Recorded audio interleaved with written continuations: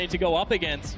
And they're not going to have the wave control now because they've given away melee versus range. Laners, especially in that top and bottom lane, and Lee Sin as well. Svenskeren, what can you do? To something you can actually just use for harass a lot of the time. And I think that's one of the big reasons we see the resurgence. Oh, look at me, Matt. Oh, this is cute. Sonic Wave, stun maybe. No, I'm going to time out. There's Mark. To 30 CS advantage at some point, and maybe even first turret. But in saying that, if there is one range melee support that's going to kill you, it is the Thunder Cow, and he's taking Ignite into this, as well as the first gank coming down mid. Oh, MLXG's come in. Bjergsen's in trouble. Ghost already used. Flash is available. Sonic Wave comes in. Svenskeren's looking for Xiaohu. Not going to get the kill, though. MLXG's able to get away, and jungler support. Flash and Ghost blown on both sides of the mid lane. Yeah, 6. It generally draws a lot of jungle attention in the LPL, as now Marta goes for a roam. Oh, that's a flash pulverized. Svenskeren's in trouble. Remember, there's no flash. First blood picked up to MLXG. And Marta headbutts him back onto the grounded zone there, so he can't ward hop away. Very nice support play. That was gorgeous from Mata, and that's why you pick going on right here. Although Svenskeren doesn't have a tracker's knife yet, and like you said, MLXG has the challenging smite. Gotta be scared of the level 6 Lee Sin though. Yeah, versus level 5. MLXG gonna back away. Support coming from TSM already. Bjergsen's inside the jungle. Haunts had been running in for a few moments, and they're contesting the raid. Yeah, you have a 13 CS advantage in the top lane, a 14 CS advantage in the mid lane, and because they're both shoved in, it's a very even game. Svenskeren may want to change that. Collapsed on. Sonic Wave, ward hop. The Sonic Wave connects. Svenskeren follows him over the wall, but MLXG's running at a mile a minute. He's got the close down. Flash forward. Sonic Wave. Dragon's Rage. Svenskeren gets the kill. That was a great fight. The expectations from RNG. Ooh. Big flash there from Double Lift. Bubble onto Marta. Unbreakable Will comes out. Marta's going low. Double Lift's got Curtain Call. May want to throw it down for RNG. Dancing Grenade comes out on the hunt from Uzi. Teleport matched by Haunts about a second later, though. The curtain is called. Shots being fired. Teleport arrives. Here comes Haunsa. He's deciding not to flash just yet. Teleport's blown. Ultimates, summoners, and nobody goes down. Who are you and what have you done with RNG? I mean, there were so many times they looked like they wanted to pull the trigger there. But the play continues. Well, there's 5 people bottom. There's the trigger. It's been pulled. Marta gets rooted. Shockwave whiffs. That's not what we're expecting. Tidal Wave goes wide, and Uzi has cleared the wave out. TSM peeled back. The recipient of another dive. No flash available for Sven, but a good stun from the Slicing Maelstrom. This should be a relatively easy kill, unless MLXG can get involved. Looking at the minimap, Xiaohu's coming up from the jungle, and Sven's in trouble. Onslaught of Shadows available. MLXG jumps out, but Sven gets away. Unfortunately, Haunts has found Xiaohu. Xiaohu not going to use the Petrifying Gaze. And do start to try and take these fights, because right now, it is starting a snowball. Yeah, getting the Ocean Drake is very good for TSM as the lane phase extends here. And this is a really strange game from RNG that I've seen. Svenskeren has found Xiaohu delivers the shockwave. That was exceptional. He's the Q land. Then he followed him over, but sorry, Jet got to jump back. Double Lift's in trouble. He will go down. Uzi and Marta, they win the 2v2. Level 9 and 8. Now Biofrost is a target. Uzi and Marta decide not to dive. No Unbreakable Will, but here comes MLXG. Onslaught of Shadows is available, and Biofrost needs to back away. And in play, this is just Marta walking at the duo, and honestly, Biofrost and Double Lift don't have vision and don't respect it. Oopsie. Yeah, not good play there by TSM. Biofrost then completely misses from the looks of it. Oh, and it's happening again. This is not a replay, this is live. Biofrost gets taken down once more. Worlds? I think it has to be. I mean, they must be looking towards 5v5 team fighting because teams are beating them in the macro play. Speaking of which, there's the teleport from Looper. Oh, this is scary. TSM is slightly split. Haunsa's not going to join yet. Marta gets a double knock-up, and Double Lift is down. Biofrost sends out the Tidal Wave. It does nothing. Haunsa's looking for Uzi. Svenskeren's going to find him. That's a 2-for-1 so far, but it will not matter. Shockwave gets 2. Bjergsen's forced to run for his life. A 4-for-1. Set it up with Lee Sin, Kennen, Orianna ultimates, and have Double Lift just stay in the back, because RNG has picked a team that can just absolutely obliterate him if he gets close. Good damage from Svenskeren. MLXG going to use that speed boost to get up, but Bjergsen's caught. He's down. He's dead. Ethiopia, so he can't even flash away. Beautiful pick and kill by RNG.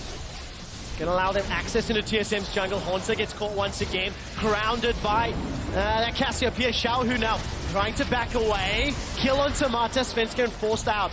Red buff traded for Marta's life. So the question is, is this what RNG wants? They have the Scuttle Crab, they have wards they can teleport on, and they have Flash on Matcha, so TSM have to be very careful. So I think we're going to see Teleport coming in. Teleport just behind the Dragon. Secured by RNG. MLXG gets the smite down.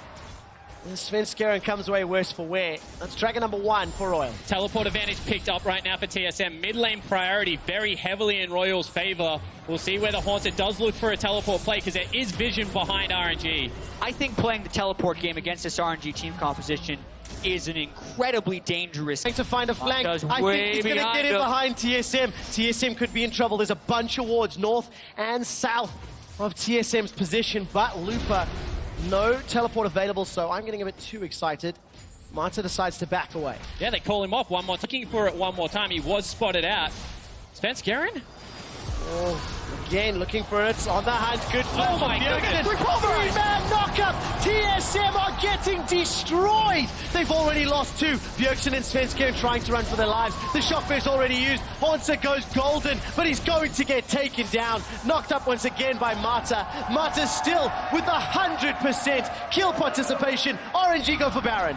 And that was just TSM not respecting the flank because they had a ward in the Raptor Pit, a ward in the brush. They knew he was coming. They threw the gauntlet and they get destroyed. And they knew they really wanted to fight. Now RNG has 5 people at Baron. This would be a disastrous steal if Svenskeren able to get it.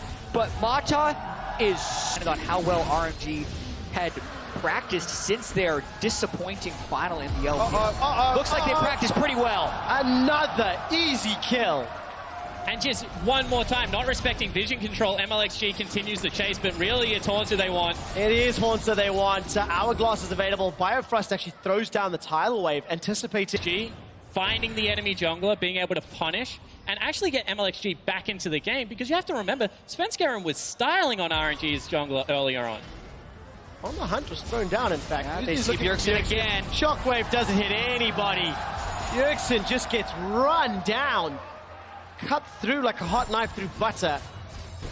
50 seconds on the death time in RNG. They're setting their sights on the inhibitor turrets. TSM at this point in the game look out of sorts. They have been caught so many times, and now Sven tries to go in. They're trying to engage. A lot of damage on the Xiaohu. That is the shutdown, but the equalizer gets one back into Svenskeren. Haunter, the gate is closed. He gets booted backwards. Knocked out goes Golden. Will get shut down by RNG. MLXG's not done. Mata finds double lift, and Uzi gets the triple kill with the boomerang, and they go back for the base. And with no hesitation, RNG pull the trigger into the base. They're going to open this one up, and it might even be game. Yeah, Bjergsen's still down for 15, 40 seconds on Haunter and double lift. Uzi is huge, 7 kills. They're going for the game. They are indeed. The Nexus turret is the focus. MLXG's got a GA. Not even going to need it. Nexus turret number 2. RNG take down TSM. RNG destroy the hometown heroes and are victorious against Team SoloMid. And after the events that transpired before this game even happened, the Aurelion Sol pick by RNG, not being able to play it, having picks and bans remade, and Lee Sin taken away from them, they let none of this phase them. They played smart, they played respectfully, and they played dominantly against TSM. And they were willing to give up that early game advantage, continue to seed out objective after objective, 2 turrets, 2 dragons. But when they felt they were strong, they are still such a decisive team-fighting team, and they really did show that against North America's best. What a message RNG have sent rippling through the World Championship. We need to see this level of coordination and control through multiple games. Yep. But that is a very, very strong testament to where their maximum capabilities could end up. And there's no question about it. RNG can play at a 10. I mean, Marta said at MSI, they had Uzi at a tournament. So that's what they're obviously going for here. However, can they continue to play at the 10 is a big question for this team. Exactly. Group stage alone is 2 weeks long, and we are now 1 day into Worlds. So a lot is yet to happen. But this is a very disappointing loss for TSM. People expect them to win the group. They definitely expect them to beat RNG if that is the case. And they expect them to be able to win 2v2 matchups when they have the favorable champions. But they, in some senses of this, got 1v2'd by Uzi while Mata roamed around the rest of the map. So massive respect from Mata and Uzi for the faith in themselves